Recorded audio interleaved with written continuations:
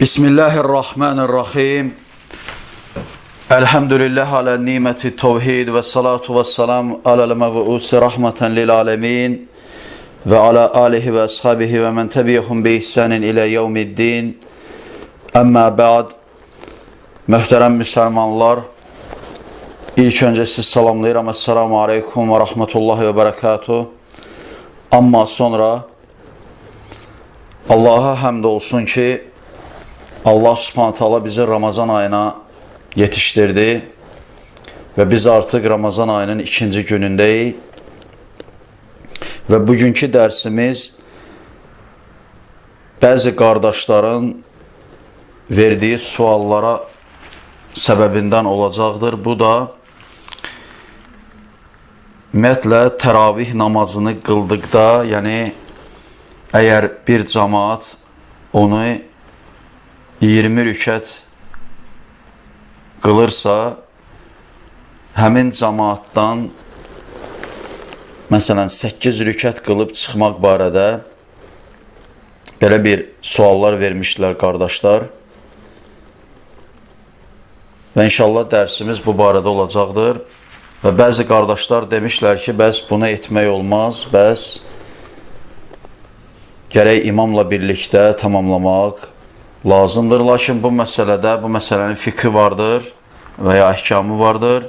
İnşallah mən çalışacağım ki, bu dərsimizdə bu məsələni təfsilatı ilə bəyan edim. Ümumiyyətlə, bu fikri deyənlər, hansılar ki, məsələn, imam ilə birlikdə bitirilməlidir. Bu fikri deyənlər, yəni istinad etdikləri dəlil,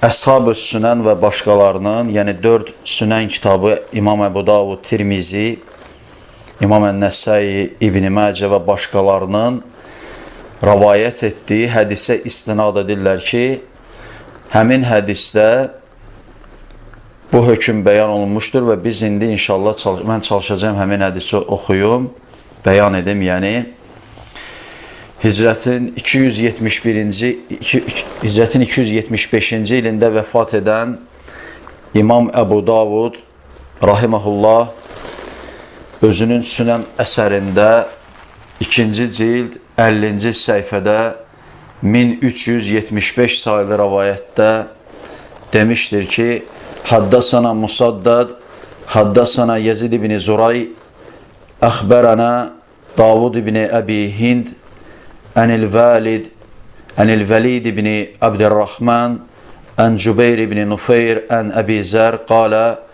Sumna ma Rasulillahi sallallahu aleyhi ve sellem Ramadana, فلما يقم بنا شيئا من الشهر حتى باقي سبع فقام بنا حتى ذهب ثلث الليل فلما كانت السادسة لم يقم بنا فلما كانت خامسة قام بنا حتى ذهب شطر الليل فقلنا يا رسول الله لو نفلتنا قيام هذه الليلة فقال إن الرجل إذا صلى مع الإمام حتى ينصرف حسب له قيام الليل قال فلما كانت الرابعة لم يقوم فلما كانت الثالثة جمع أهله ونساءه والناس فقام بنا حتى خشينا أن يفوتنا الفلاح قال قلت وما الفلاح قال السحور ثم لم يقم ببقية الشهر. İmam Əbu Davud Sünən adlı əsərində demişdir ki, bizə rəvayət etdi Musaddad, o da demişdir ki, bizə rəvayət etdi Yezid ibn Zuray, o da demişdir ki, bizə xəbər verdi Davud ibn Əbi Hind, Əl-Valid ibn Abdurrahmandan, o da Cübeyr ibn Nufeyrdən, o da Əbu Zərdən demişdir ki, biz Ramazan ayını Peyğəmbər sallallahu aleyhi ve sellem ilə birlikdə oruç tuturduq və 7 gün qalana qədər bizimlə, yəni heç bir şeyi qiyam etmədi. Yəni nafilə namaz qılmadı, bu qəsd olunur. Və sonra həmin gecə, yəni 7 gün qaldığı zaman bizimlə birlikdə gecənin 1/3-nə də qaldı, qiyam etdi və sonra 6-cı gün qiyam etmədi, yəni nafilə namaz qılmadı və 5-ci gün 5 gün qaldığı zaman bizimlə birlikdə gecənin bir hissəsi gedənə qədər bizimlə qaldı və biz ona dedik ki, ey Allahın Rəsulü, əgər bizimlə bu gecə nafilə namaz qılsaydın, yəni belə bir söz deyirlər və bunun üzərinə Peyğəmbər sallallahu əleyhi və səlləm deyir ki, şübhəsiz ki, əgər kişi bir nəfər imamı ilə birlikdə namaz qılarsa və hətta o dönənə qədər onun üçün qiyamul leyl yazılar. Və bundan sonra hədisin ravisi demişdir ki, bəs hətta biz 4-cü gündə, 4 gün qalmış, hətta bizimlə idi və o nafilə namaz qılmadı, yəni Peyğəmbər sallallahu əleyhi və səlləm namaz qılmadı. Nə zaman ki 3-cü gecə qaldığı zaman Ramazanın sonuna əhlini, qadınlarını və cəmaatı cəm etdi, topladı və hətta namazı o qədər uzatdı ki, biz hətta qorxduq ki, bəs fələhi fövt edərik və hədisin ravisi deyir ki, dedim ki, bəs fələh nədir? Dedi ki, suhur, yəni suhur etməyi qorxduq ki, tərk edərik və sonra ayın başqa hissəsini artıq qiyam etmədi. Hədisin sənədi və mətni budur və bu hədisi İmam Əbu Davud Sünən kitabında 1375 sayılı rəvayətdə, İmam Ət-Tirmizi Sünən kitabında 806 sayılı rəvayətdə, İmam Ən-Nəsai Sünən kitabında 1364 və 1605 sayılı rəvayətlərdə, İmam İbn Məcə Sünən kitabında 1327 sayılı rəvayətdə və başqa mühəddislər bu hədisi rəvayət etmişlər.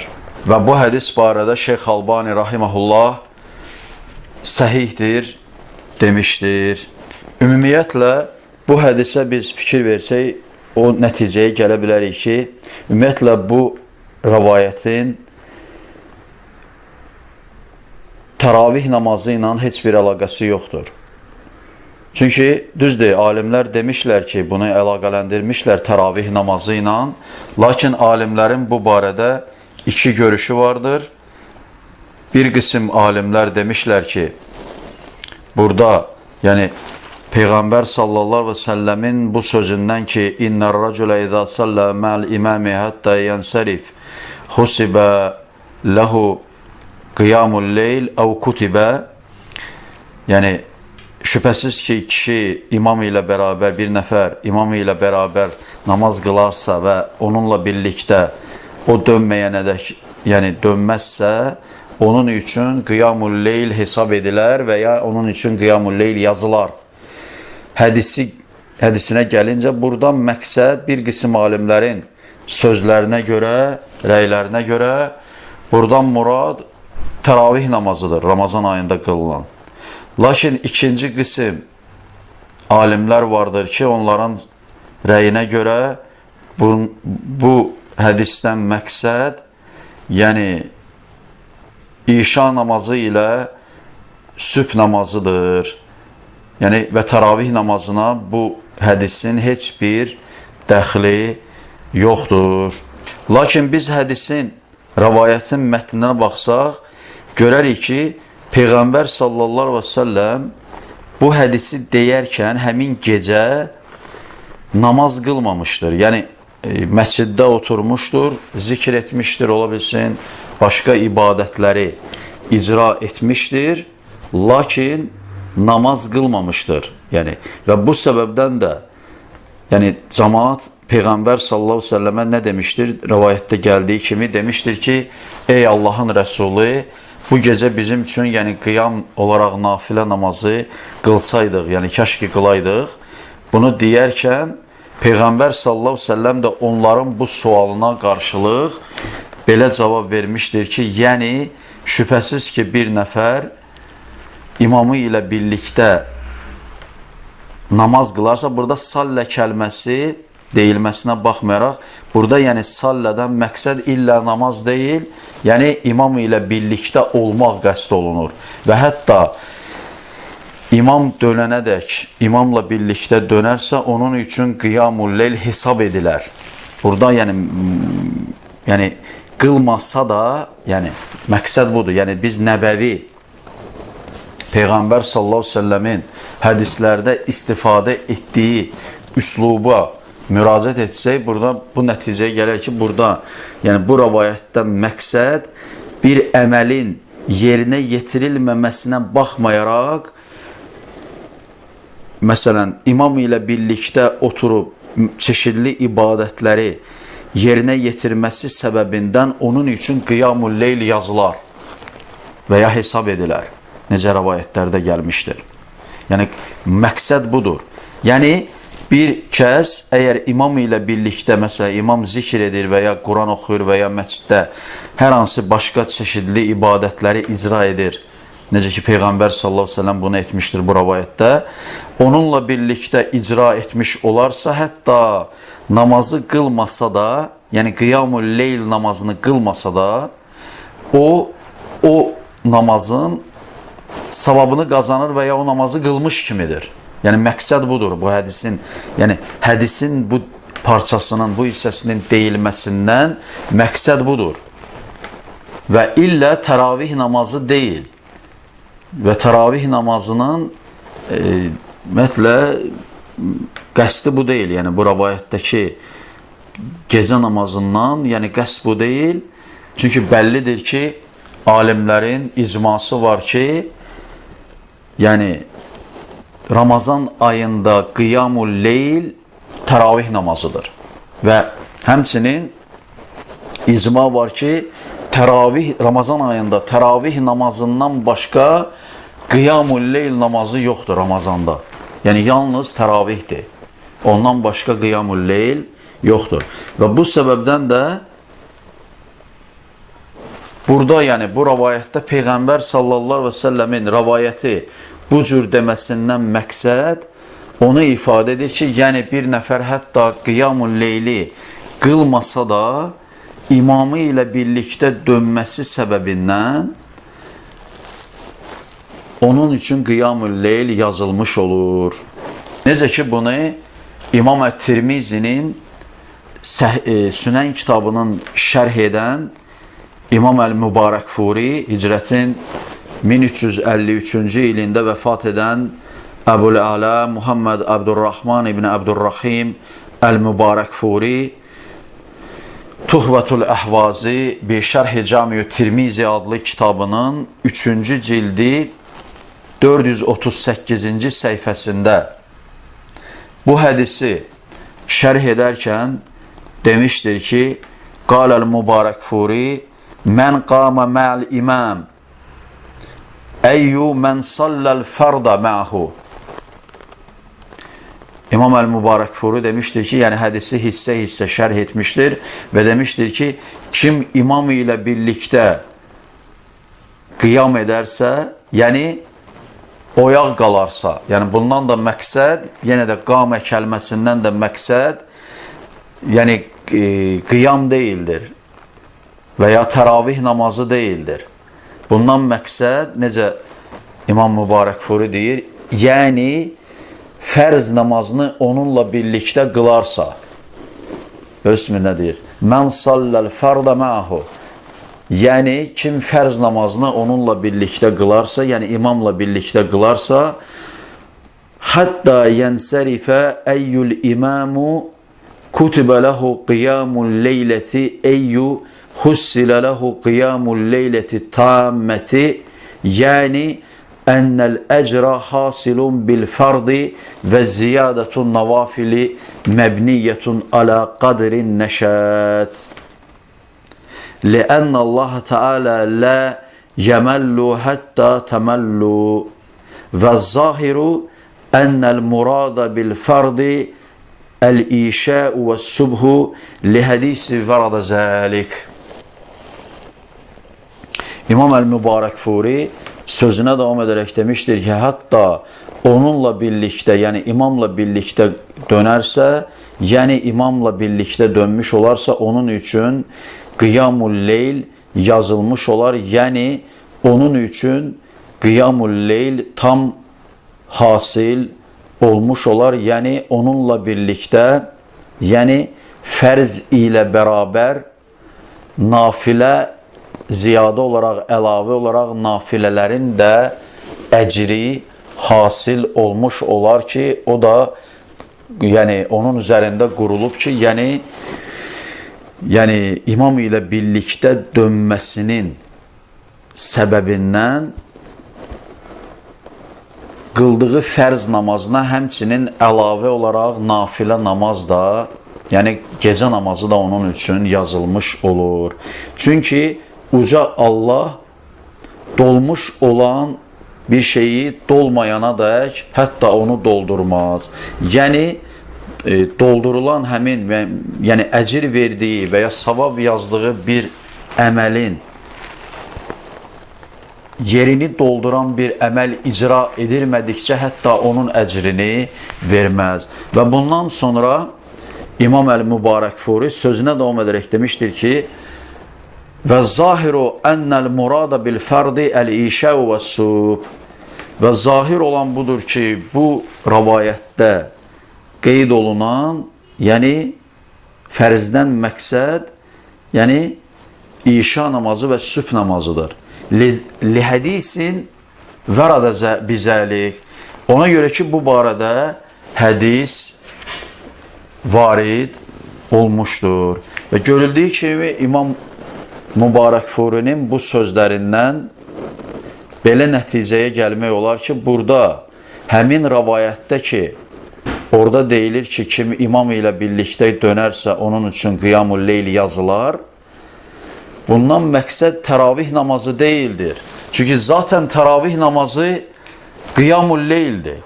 Ya əgər bir adam təravih namazını qılıbsa, İstər 8 olsun və ya 20 olsun, onun üçün artıq o yazılıb onun əcri, yəni savab qazanıb. Lakin bu rivayətdə deyilən bu barədə deyildir. Yəni bu rivayətdə deyilir ki, yəni fərzi qılar, işa namazını və ya sübh namazını imam ilə birlikdə qılar və imam namazdan bitənə qədər, yəni namazdan dönənə qədər, qurtarana qədər imam ilə birlikdə qılarsa, onun üçün bu əməlinə görə həmçinin qiyamul leyl də yazılar. Və bunu da təyin edən, qabaqda inşallah qeyd edəcəyimiz hədislər vardır ki, İmam el-Mübarəkfuri də sözünün sonunda buna işarə edir. Çünki nə demişdir? Demişdir ki, və zahiru ennel murada bil fardi el-işâ'u və subhu li hədisin vərədə bizəlik. Yəni zahir olan budur ki, bu rivayətdə qeyd olunan fərzdən murad işa namazı və sübh namazıdır. Çünki bu barədə hədis varid olmuşdur və ya hədislər varid olmuşdur. İmam el-Mübarəkfuri Tuhvetul Əhvazi kitabı, Tuhvetul Əhvazi bi Şərh-i Cami-i Tirmizi kitabı 3-cü cild 438-ci səhifədə bunu qeyd etmişdir. Amma İmam el-Mübarəkfurinin işarə etdiyi hədislərə gəlincə, bu barədə hədis rivayət edilmişdir ki, bu rivayətlərin də bir qismi işa namazına aid, bir qismi də sübh namazına aid. Necə ki, məsələn, İşa namazı barədə olan rivayətdə İmam Müslim və başqaları rivayət edərək demişlər ki, Qalə İmam Müslim fi səhihi Həddəsana İshaq ibn İbrahim Əxbərənə el-Muğira ibn Sələmə el-Məxzumi Həddəsana Abdülvahid və huvə ibn Ziyad حدثنا عثمان بن حكيم حدثنا عبد الرحمن بن أبي عمرو قال دخل عثمان بن عفان المسجد بعد صلاة المغرب فقعد وحده فقعدت إليه فقال يا ابن أخي سمعت رسول الله صلى الله عليه وسلم يقول من صلى الإشاء في الجماعة فكأنما قام نصف الليل ومن صلى الصبح في جماعة فكأنما صلى ليل كله.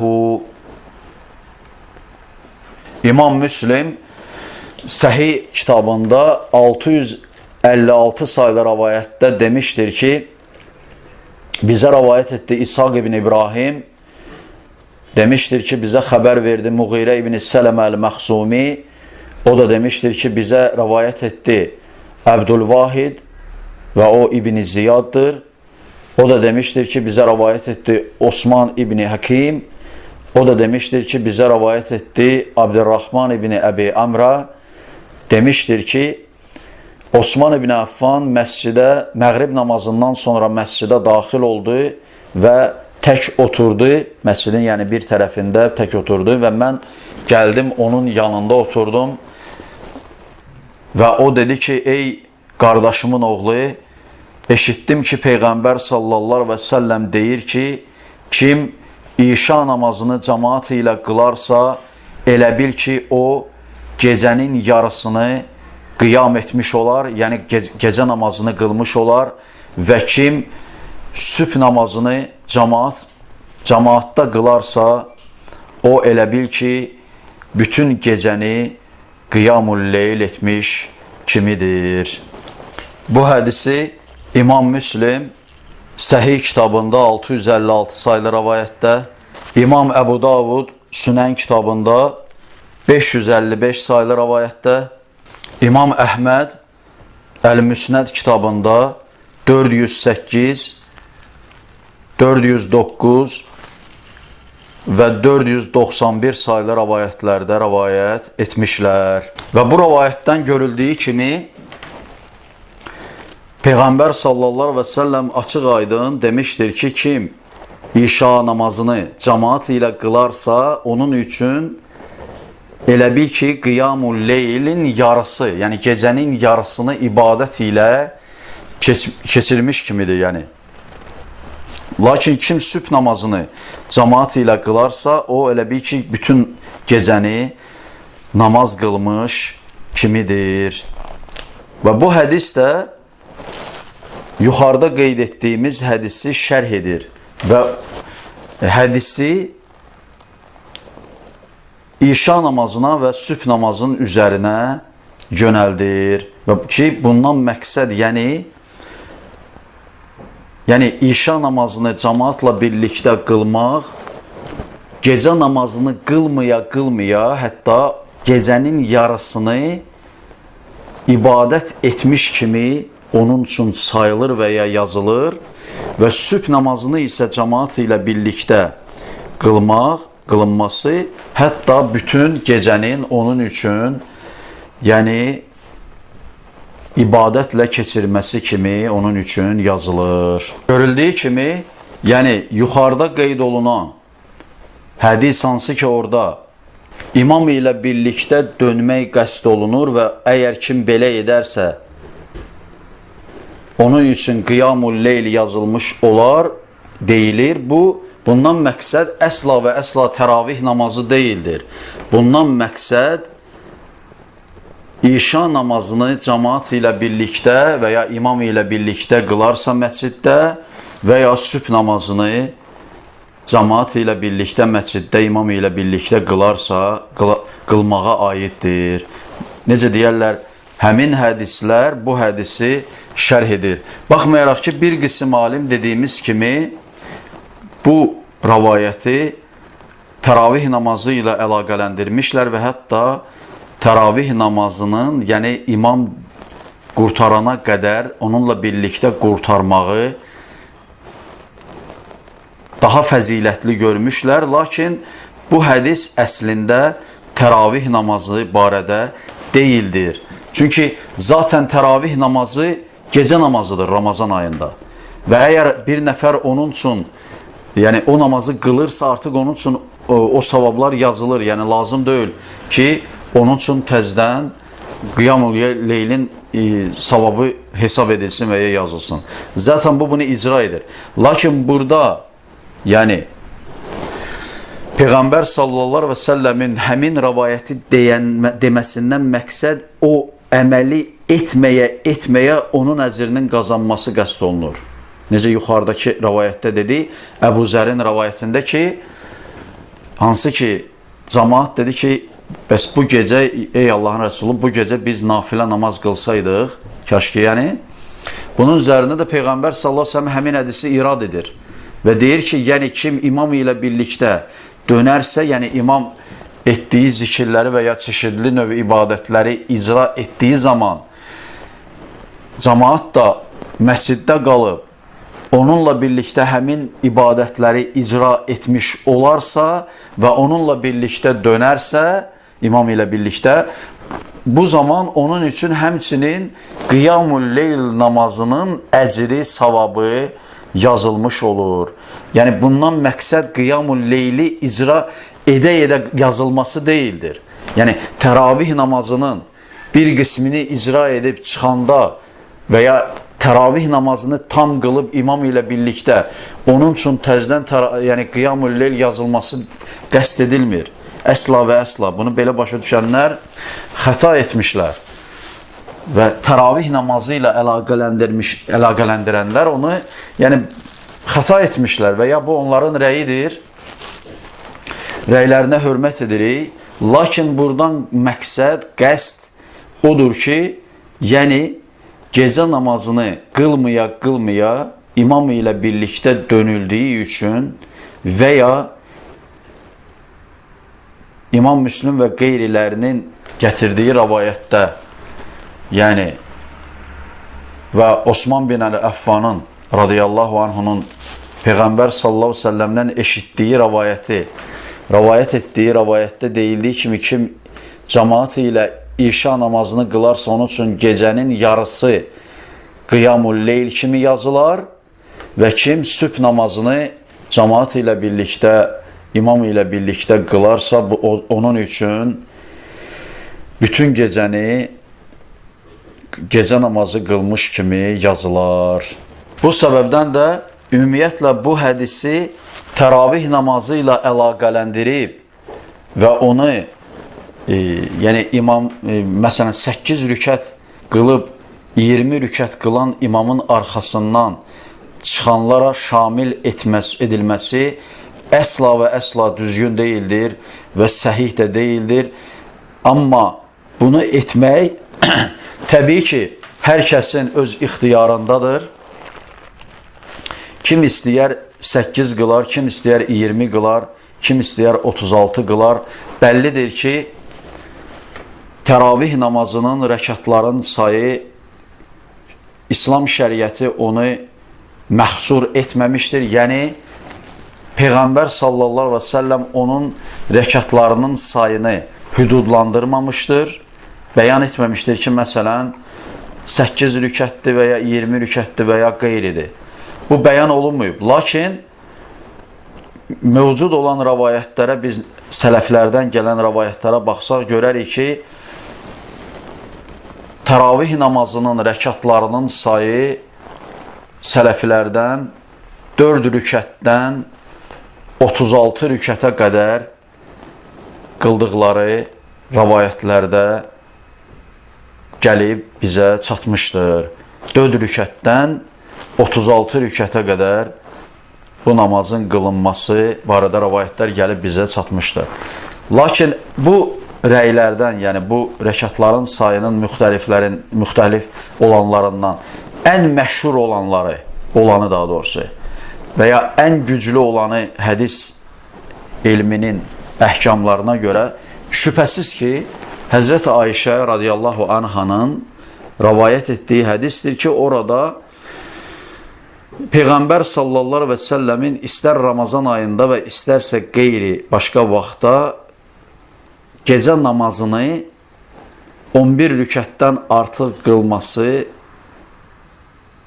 görülməmişdir və ya Həzrət Ayşə radiyallahu anha bunu duymamışdır.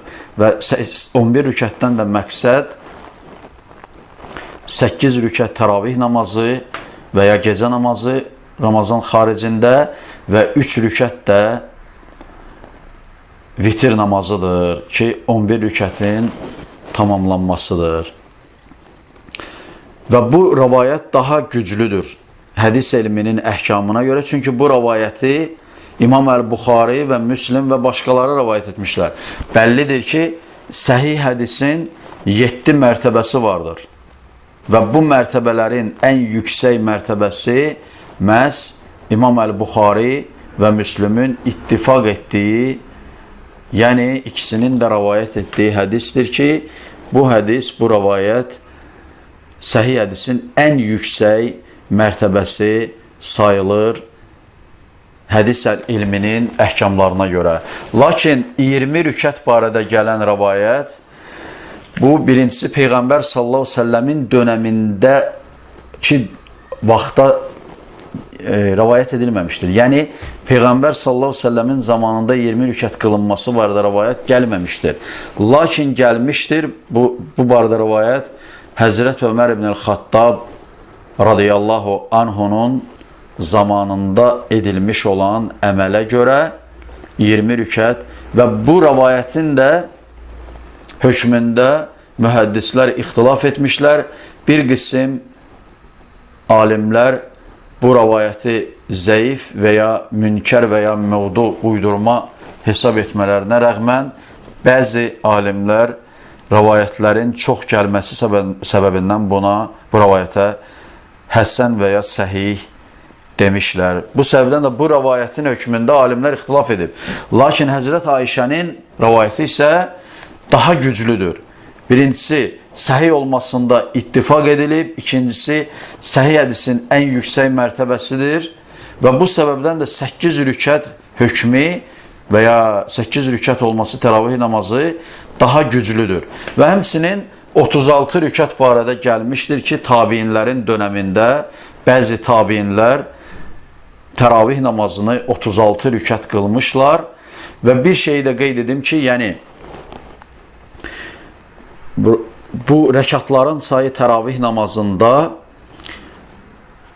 hər rükətdə oxunulan qiraət məsələsində də yəni fərqlər vardır. Məsələn, qiraətlərin, yəni oxunulan qiraətin həcmi böyük olduğu zaman rükətlərin sayı azaldılmışdır.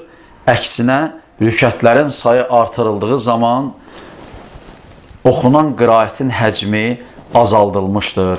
Belə ki, 8 rükət təravih namazı qıldıqları zaman sələfilər hər rükətdə 150 ayədən 200 ayəyə qədər oxumuşlar. Yəni, hər rükətdə Quran-ı Kərimdən qiraət edərkən 150-dən 200 ayəyə qədər oxumuşlar. Lakin 20 rükət qılarkən qiraəti azaltmışlar və hər rükətdə, 20 rükətin hər rükətində 100 ilə 150 ayə arası oxumuşlar. 100 ayə ilə 150 ayə arası oxumuşlar. Lakin 36 rükət qıldıqları zaman 50 ayədən 100 ayəyə qədər qiraət etmişlər. Və bu səbəbdən də bu 3 əməli cəm eləsək arasını görərik ki, 8 rükət və ya 20 rükət və ya 36 rükətə hər rükətində oxunulan qiraətin miqdarına görə sərf edilən vaxt təxminən eyni olar. Təxminən eyni olar. Yəni, hər rükətdə 8 rükət qılarkən 150-200 ayə oxuyub, 20 rükət qılarkən 100-150 ayə arası oxuyub və ya 36 rükət qılarkən 50 ayədən 100 ayəyə qədər oxumağa təxminən sərf edilən vaxt təxminən eyni miqdardadır. Və bu səbəbdən də sələflər rükətlərin sayını azaldarkən qiraətin həcmini artırmışlar və yaxud rükətlərin sayını artırarkən təravih namazında qiraətin sayını azaltmışlar və təxminən bu 3 rükətlərin sayında sərf edilən, bu namazın vaxtına sərf edilən vaxt təxminən eyni alınır və bu səbəbdən də həmçinin Şeyxülislam İbn Teymiyyə rahimehullahın bu babda gözəl bir kəlamı vardır, sözü vardır. Demişdir ki, kim ki 8 rükət qılan görər təravih namazını ona eyb etməsin. Yəni bir cəmaat görər ki, o 8 rükət qılır, qoy ona eyb etməsin. Və kim 20 rükət qılan görərsə bir cəmaat onlara eyb etməsin. Çünki bu barədə gələn rəvayətlər sələflərdən gəlmişdir. Lakin kim neçə rükət qılarsa, təbii ki, bu artıq onun şəxsi təşəbbüsüdür. İstəyən 8 qılar, istəyən 20 qılar. Lakin birinin başqa birisinə sən filən qədər qıl, niyə qılmadın və ya sən filən qədər qıl deməsi düzgün deyildir və ya əxlaqdan deyildir. Bu məsələ ixtiyari məsələdir. Hər kəsən öz ixtiyarına və ya istəyinə uyğun olaraq istədiyi miqdarda, yəni istədiyi sayda təravih namazını qıla bilər və bu hökmdə daha adil və daha düzgündür. Və bu səbəbdən də yekun olaraq, yəni onu qeyd etmək istəyirəm ki, yəni həmin rəvayət ki, imam ilə imam dönməyənədək, yəni kim kim dönərsə, onun üçün gecə namazı yazılmış olar rəvayəti. Bu təravih namazına aid deyildir. Bu aiddir, necə yuxarıda qeyd etdi, işa namazına və sübh namazına və sonda uca Rabbimiz Allaha həmd sana edirəm, Peyğəmbərimiz Muhammed sallallahu aleyhi və səlləmə, onun əhl-i beytinə, bütün sahabələrinə və gözəl biçimdə qiyamətə qədər onların yoluna tabi olanların üzərinə Allahın salavatı və salamı olsun. Esselamu aleykum və rəhmətullahi və bərəkatuh.